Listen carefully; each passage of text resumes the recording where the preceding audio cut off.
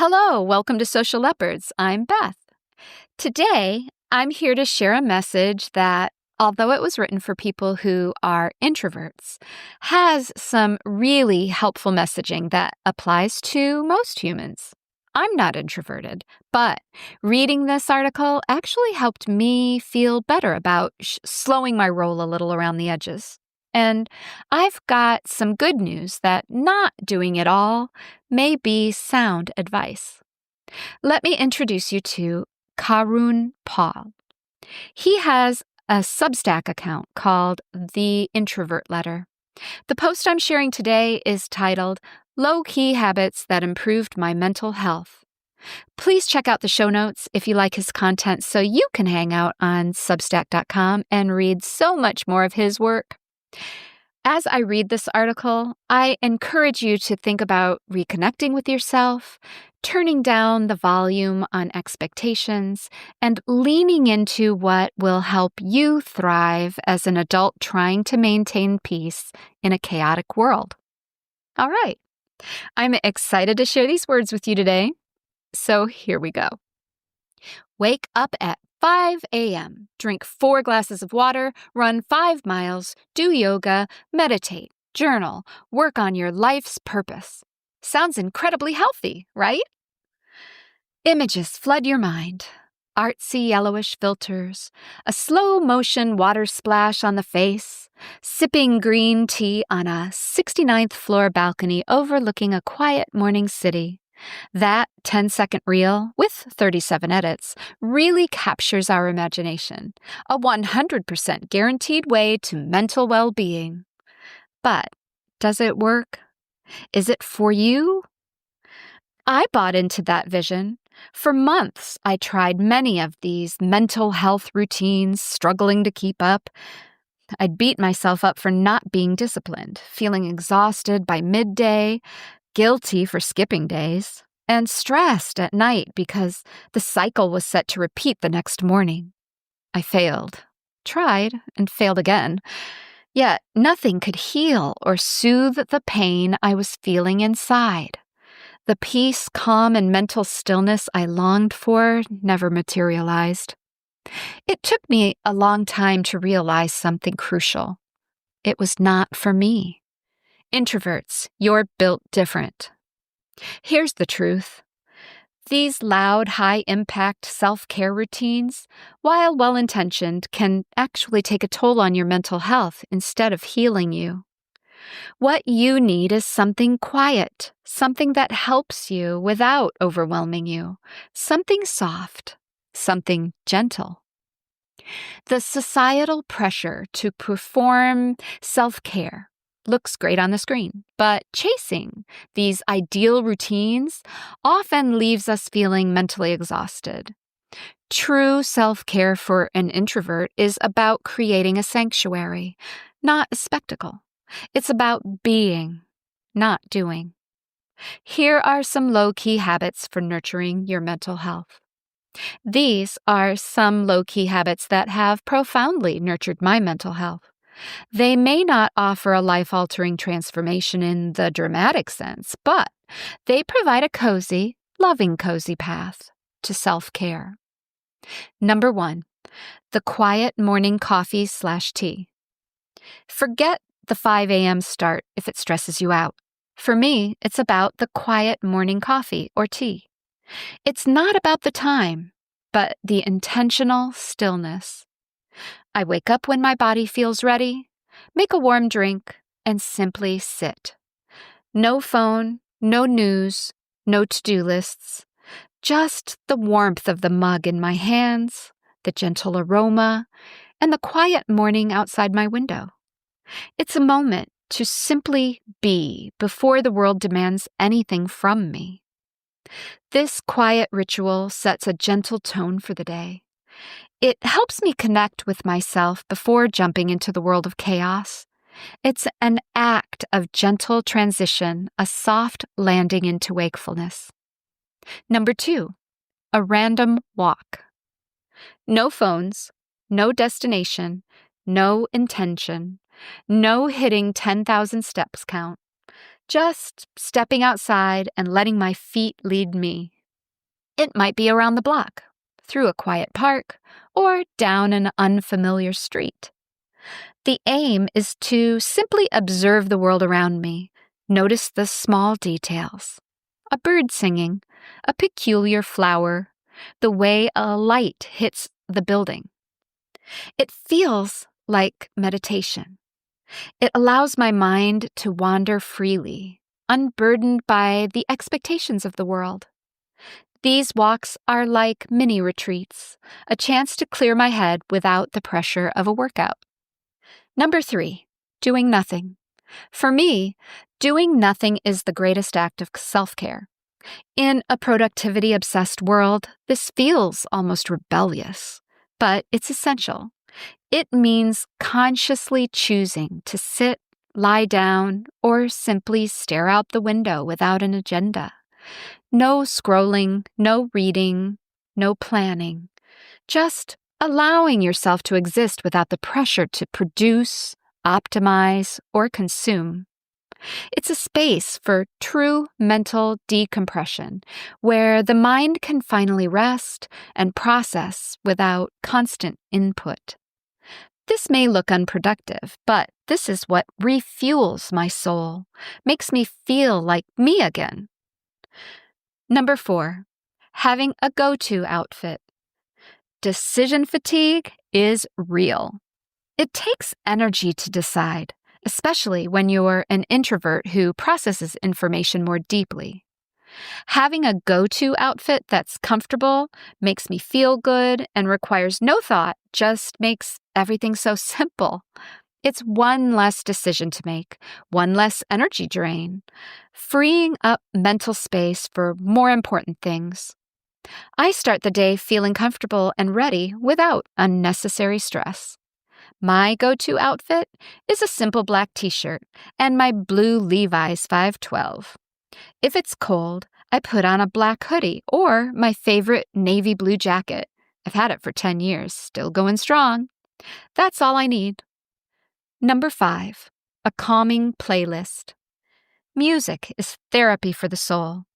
Not something that blasts out of the speakers, but something calming, like instrumental, ambient, or soft acoustic music for specific times. Like winding down in the evening, working on a focused task, or simply a gentle auditory hug like the sound of the rain or waves of the ocean can be incredibly soothing. It creates a gentle soundscape that helps to regulate emotions and promote a sense of inner peace. This isn't just background noise, but music that supports your mental state. Number 6, a bed day. Sometimes the best self-care is simply a bed day. Just laying on the bed all day, chilling, watching a movie, binging on a mystery web series, reading, listening to podcasts, gentle stretching, or simply drifting in and out of sleep. It's a complete surrender to comfort and rest, a true reset for mind and body when the world feels too loud or demanding. This is an intentional act of extreme comfort and detachment from external pressures, allowing deep rest for the mind, body, and soul.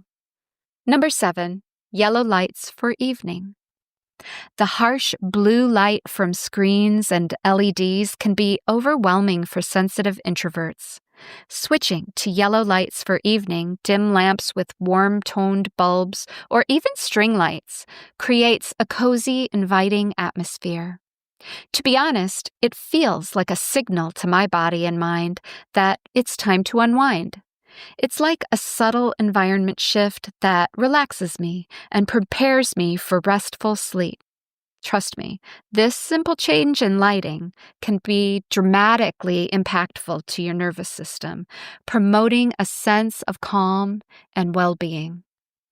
Number 8, self-talk time. Yes, I talk to myself a lot, having deep conversations about life, about goals, about people, what drains me, what nourishes me. and it feels like therapy. Allowing space for my inner monologue, listening to my thoughts without judgment, and gently guiding myself through feelings. It might be in the shower, on a walk, or just before sleep. It's a private dialogue, a way to process emotions, problem solve gently, and offer myself compassion and understanding. It's an act of internal communication that helps me connect with myself in a deeper way. Number 9, a long hot shower. A long hot shower, or bath if you prefer, is a sensory experience that can soothe every cell in your body. The warmth on the skin, the rhythmic sound of the water, the steam filling the air, a chance to wash away the day's stresses, both literally and figuratively. I'm not going to go into details because it's something that can only be experienced, so try it. It's a moment of pure, unadulterated comfort and privacy. This simple act can be a profound sensory reset, melting away tension and offering a moment of true inner peace. Number 10, a small break from social media. This is no viral digital detox with 39 steps.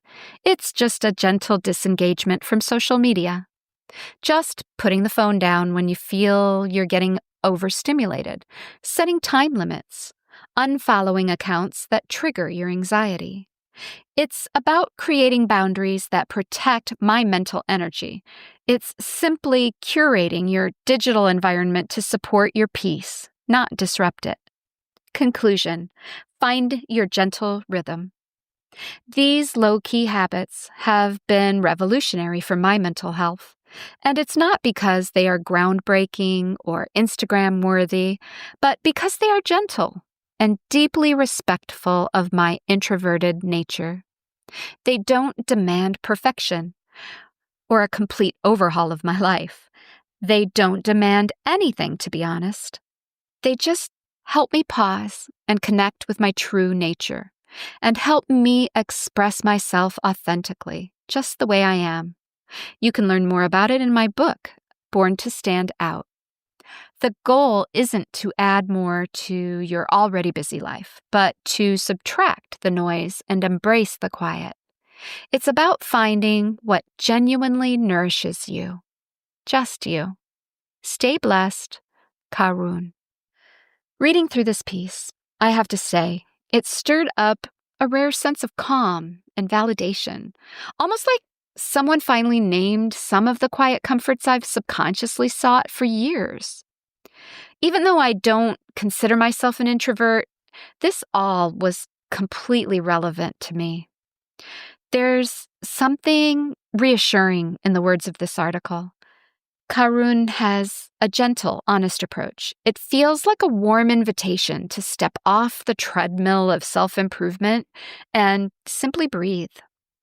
I'm always drawn to these kind of articles, as it feels like I'm constantly on a journey of balancing my life with this unconscious need to almost justify a quiet moment. I used to live for work, and it was all-consuming. So these types of articles help me remember that balance is okay. You don't have to be fully engaged in something specific to the universe at all times. You don't have to hop aboard the productivity train 7 days a week, 18 hours a day. Another thing that struck me was the way these habits are presented as acts of self-respect rather than self-denial. It's a reminder that you don't have to be constantly optimizing, chasing trends, or hustling your way to inner peace. Sometimes it's about subtraction, not addition. That line about curating your digital environment to nurture peace instead of disruption, that one really hit home for me, especially in these times where, the social media feed never stops.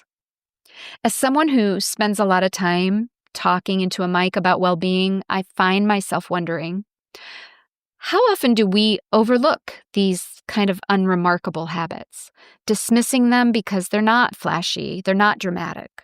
Yet it's these shifts, unplugging for a moment, letting go of the need for perfection, making peace for solitude. Those kinds of things are the things that slowly and quietly reshape our days. Mostly, though, I want to kind of move to the point that the tone of compassion and acceptance running through the article is amazing to me. It's an antidote to the culture of overwhelm. It invites us to honor the ebb and flow of our own rhythms, however gentle or introverted they may be. If you're listening to this and you're feeling maybe a little burnt out by this endless push for productivity, maybe this is your permission slip to step back, soften the edges, and reconnect with what truly nourishes you. So go get yourself a cup of coffee or your favorite beverage and enjoy some you time, everyone.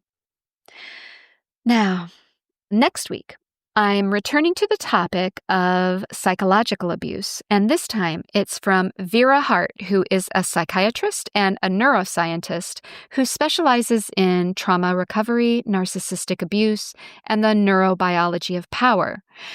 It's a further reflection on being in relationships where one partner feels controlled, somewhat similar to what I shared last week, but from a different angle.